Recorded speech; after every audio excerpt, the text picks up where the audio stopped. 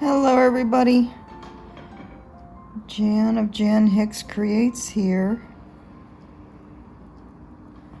coming at you with something totally different. Isn't that pretty? This is what happens when one dives into one's deep stash. You find an old whip and you decide you gotta work on it. This one is because Christmas. So sparkly. So first things first, Jan Hicks, coming at you with my Stitch With Me, Friday, November 29th, Black Friday, 9:31 a.m. I do have to run out in a half hour for a hair appointment, so I have a time limit on this one. I hope my friends here in the U.S. had a fantastic Thanksgiving. Mike and I had a very quiet one, which is fine. Talked to Ben, didn't get a chance to talk to Samuel, but hopefully, if not tonight, we will over the weekend at some point. I just had a bit of a coughing fit before I started recording, so I'm hoping that is cleared up. Of course, if I do go into another one, I will edit it out, because that is what I do. Anyway, so if you had a chance to watch the video I put up on Wednesday, I believe it was, I spent some time reorganizing my pattern stash. And I came across this one. This is old. It is called Stained Glass Star by Sue Lentz from 1989, an intermediate advanced counted thread work. She was inspired by a stained glass, a Dover's Victorian stained glass pattern book. So what we have here is just a small number of threads using different pattern stitches to create depth and interest, and it's all outlined in this sparkly Ballet blending filament.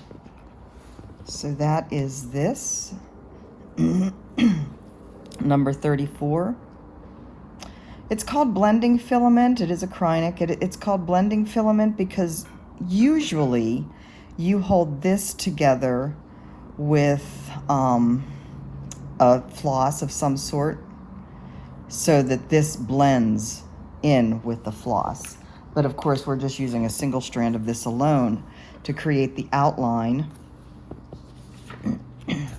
So this is what the, more or less what the finished piece will look like. And then in between all of this outline, there is white satin stitch.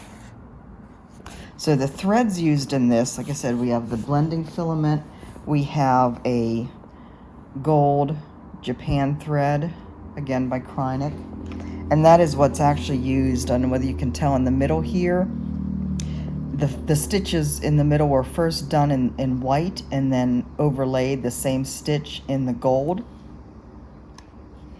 So it kind of gives it more of a dimensional puffy look. And there are some beads that will go in this. So the other threads, this blue is another blending filament. And she has the number listed somewhere. But she just cut off enough that we'll need for this instead of giving a whole spool of that. And then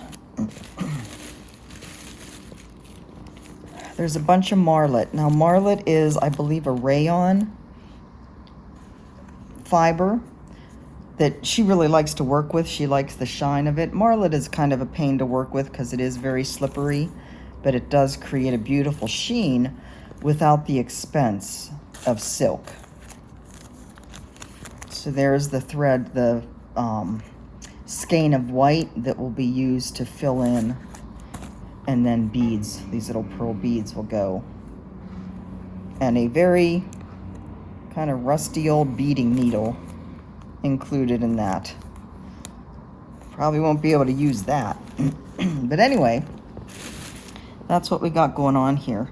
So as I was going through, as I saw this in my stash, there was actually a couple of hers that I kind of set aside. I didn't put away so I can get back to them. But I thought this one, I was talking about doing Christmas ones, feeling in the Christmas mood, and this just, with all the sparkles, this just said Christmas to me.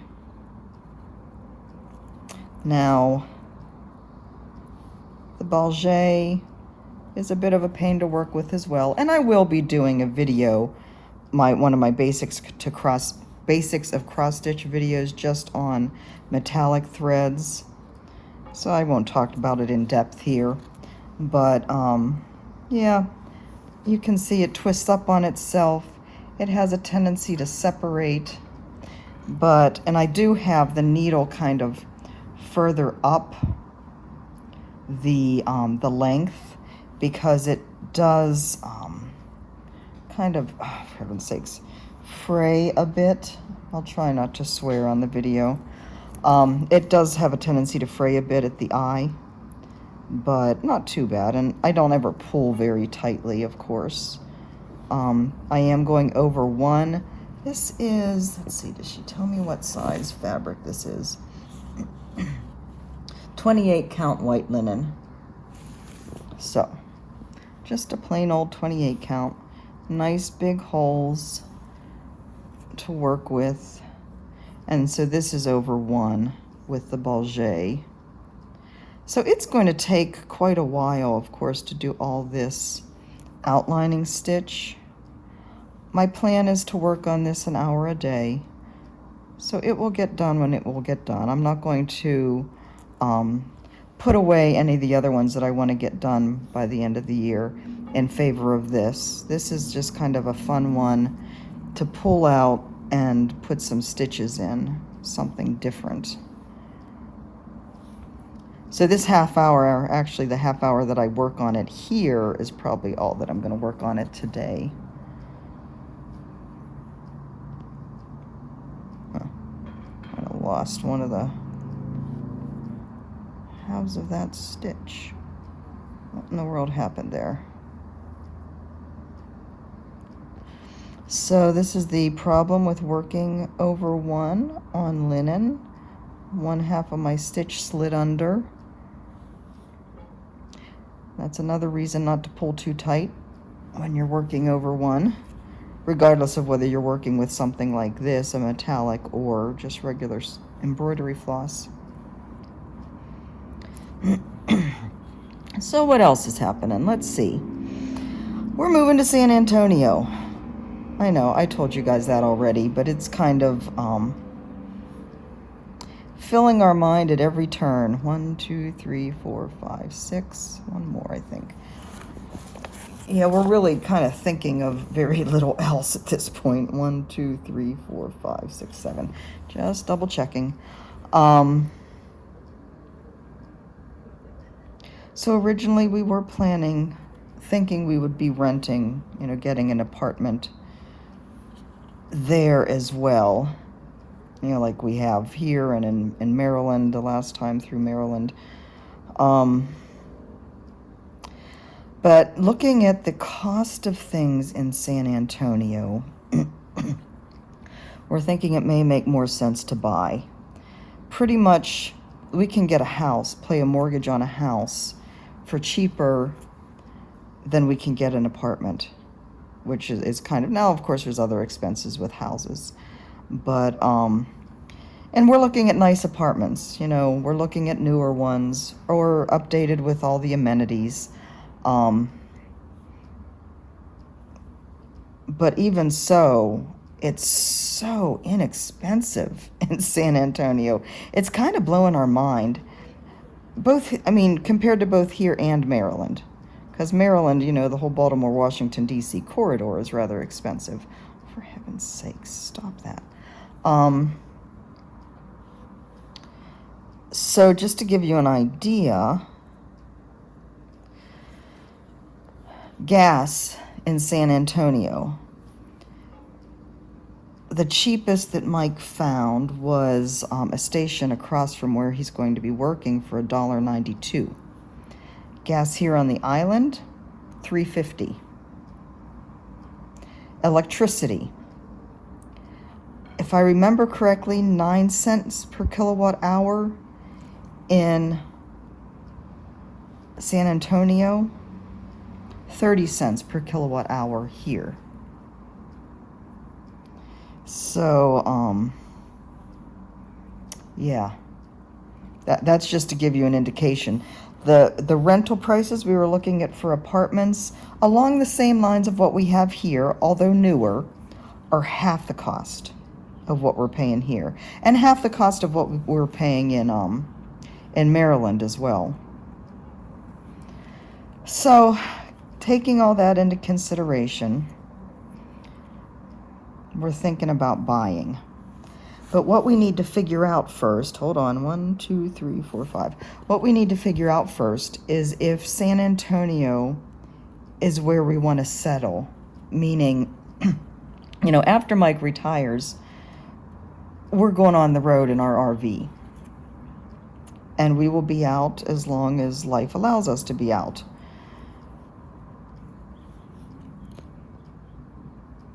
So, if we make San Antonio our home base and purchase a house there, that means that's where, once we're done being out in the RV, and we'll rent out the house while we're gone, that's where we want to settle down permanently. You know, that's where we want to live out whatever the final years of our life have to offer us. And so we have to live there for a while before we're ready to make that decision.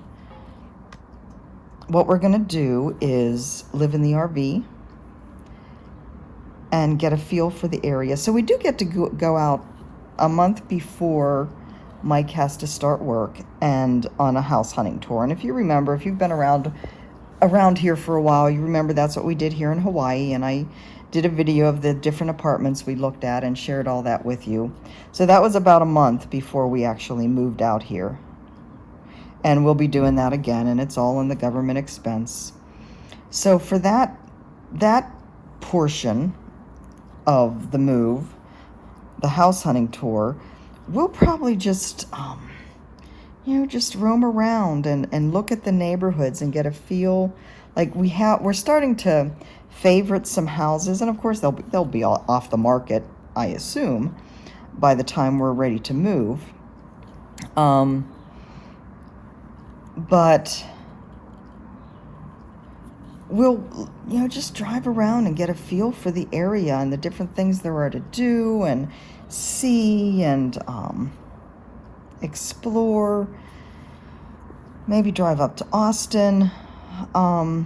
Definitely check out the cross-stitch store because that's important. And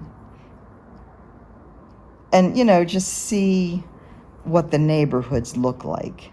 And also we'll check out some of the apartment complexes we've been looking at too, to get a feel for what they'll look like. I don't know whether we'll actually tour any of the houses that might be available then. Maybe if there's one or two that are like something we would consider perfect, we might take a look at them. We love touring houses, right? Who doesn't love touring houses? I swear I could do that as a job if there were such a thing. But yeah, so we're just planning on getting a feel for the areas, the different neighborhoods that would work best for us. And then we'll see. When we move there, the moving company can just put our household goods in storage until we decide what we want to do. And then when we're ready, we call them and they deliver it just like they would have if it were all done in one without any break in between, I guess is what I'm trying to say. So, and we have no problem with living in the RV, obviously. The RV park we're planning on staying with does offer monthly rates, and it's just 3 miles from where Mike will be working. So that works out pretty darn well. I said, we are planning on just having the Jeep, not getting a second car. And the houses, the different neighborhoods we're looking at, we have it, I think he started at looking at one's 10-minute commute to work. He increased that to 20 minutes, but I assume that's in a car, not on a bike, because he was talking about biking to work. So I don't know. But I mean, there's certainly tons of residential areas all around, you know. Some of them are kind of packed in tight, you know, houses one on top of the other. But yeah, so we spent yesterday looking on Realtor at all the different houses that kind of met our criteria, and there were probably, oh my goodness, 50, 60 at least. I mean, just a crazy amount. Okay, hold on, I have to count. 1, 2, 3, 4, 5, 6, 7, 8, 9, 10, 11, 12, 13. 1, 2, 3, 4, 5, 6, 7, 8, 9. Yeah, so to say that we're excited is an understatement. 9.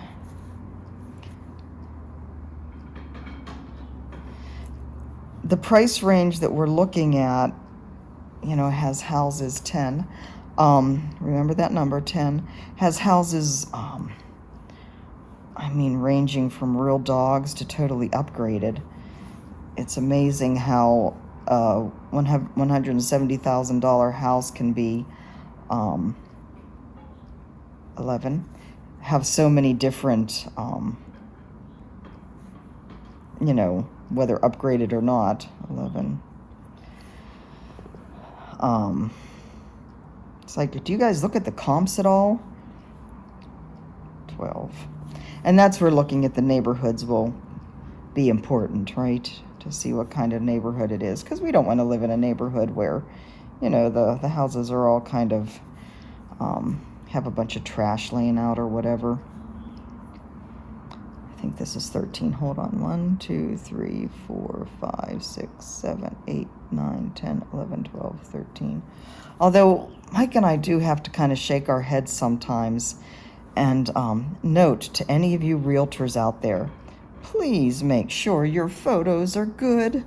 You know, it's amazing when you're looking through all these houses, the number of the ones that either the photos are too dark, the photos are uploaded so that they're blurry, the resolution is wrong, or they're taking pictures of rooms that are so filled with clutter. I mean, and not just like knickknacks and bric-a-brac, although there were some of those, but ones that like with beds unmade and piles of laundry and dishes in the sink. It's like, dude, tell these people to clean up before you take the pictures. Oh my God. I remember we toured a house in Sarasota.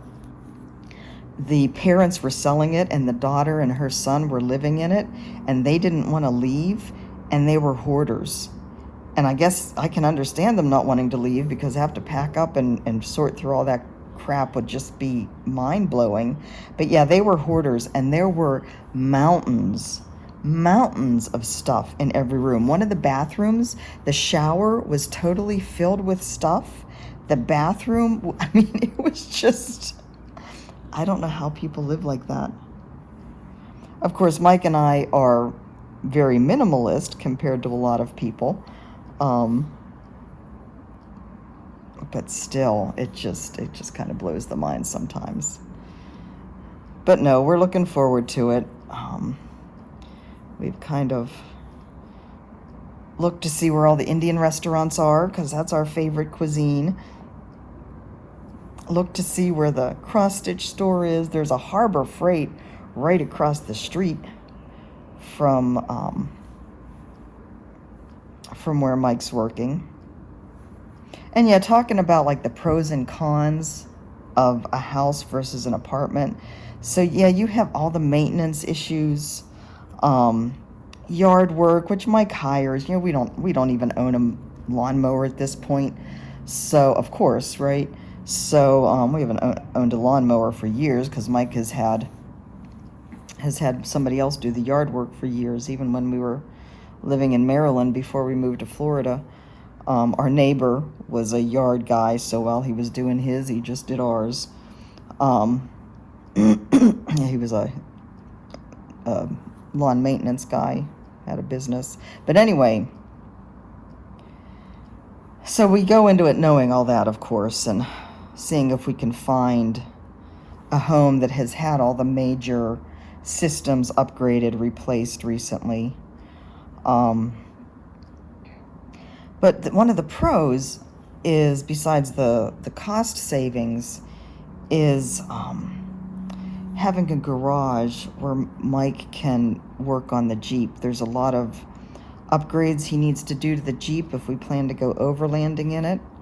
And I don't know how he would do that if we lived in an apartment and he didn't have a garage. So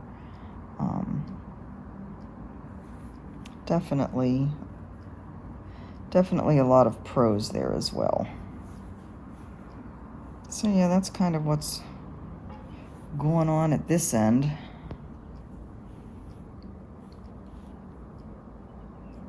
I think with that, let's see, I have 8 minutes till I have to go and I have to finish getting ready. So I think with that, I am going to check out.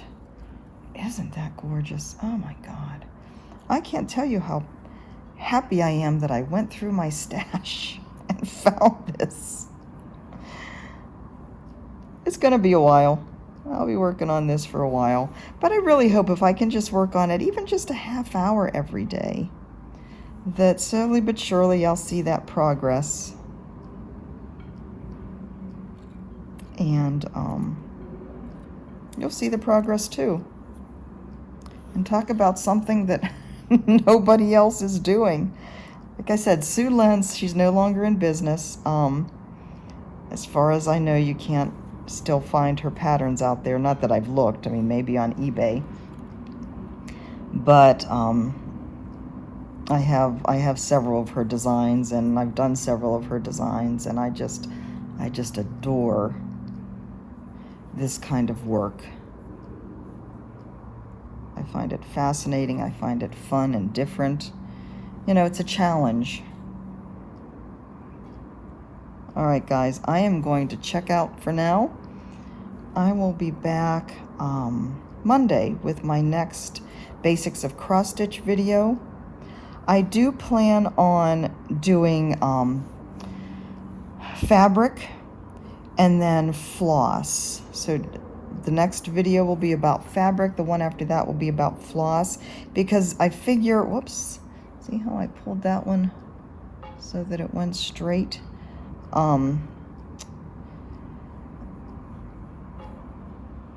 You know, I was going to do my next one on kitting up, how to kit up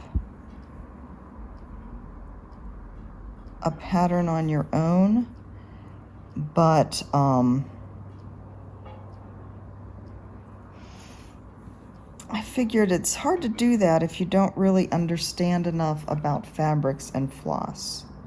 So first I'll do fabric, and then I'll do floss, and then we'll talk about kitting up your own project. Make sense? Hope so. Oh. This is the problem with metallic threads. If it gets too close to the end, it just slips out. Okay, I think that's telling me it's time to stop, time to get ready and get on the road. Hopefully you enjoyed that, and hopefully you'll enjoy watching the progress on this gorgeous, gorgeous piece. Until then, have a fantastic weekend, and I will talk to you guys Monday. Take care. Bye-bye.